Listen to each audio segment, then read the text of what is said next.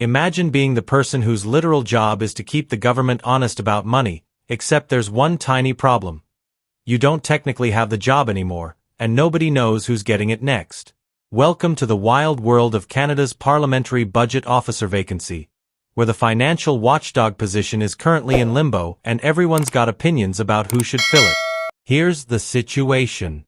Pierre Poilievre just went public with a letter to Prime Minister Mark Carney, and he's got what he calls serious reservations about whoever Carney wants to appoint as the new Parliamentary Budget Officer. Plot twist. Poilievre hints that he knows who the pick is but won't actually say the name. It's like political vague booking, except with significant implications for government financial oversight. So let's back up and explain why this matters.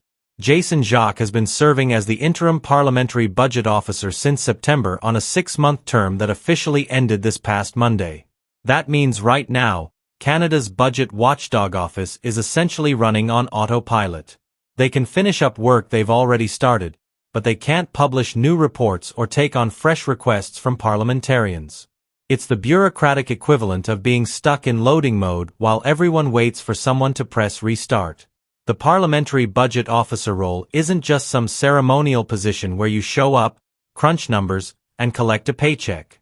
This is the person responsible for providing independent analysis of government finances, making sure taxpayer dollars are being tracked properly, and calling out questionable spending when they see it.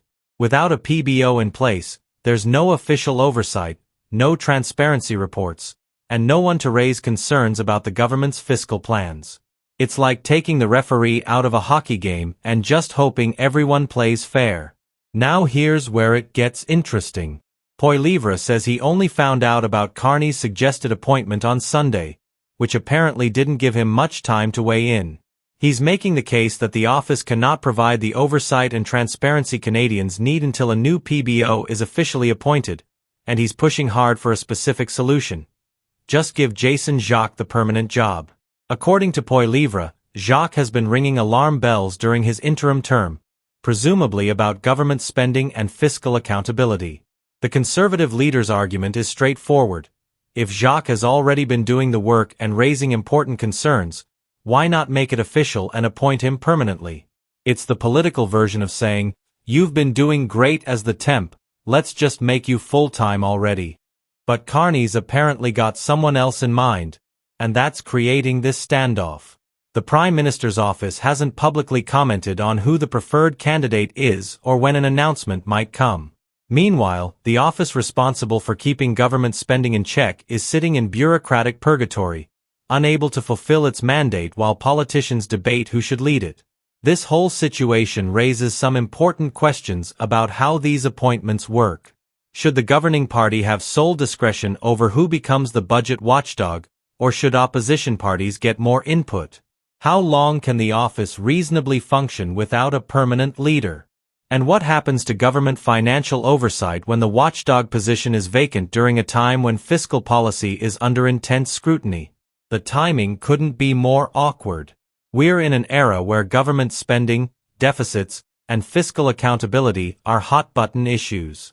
Having the Parliamentary Budget Officer position empty right now is like your smoke detector batteries dying right before you decide to deep fry a turkey.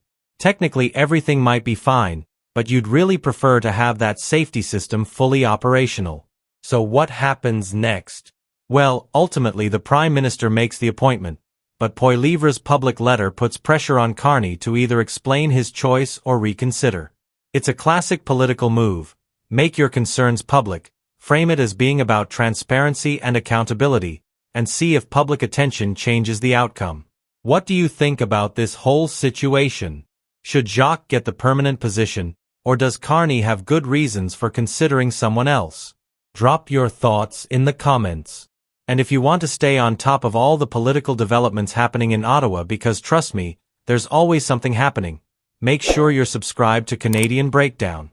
We're covering these stories multiple times a day so you never miss what matters. Hit that like button if this was helpful, and I'll catch you in the next update.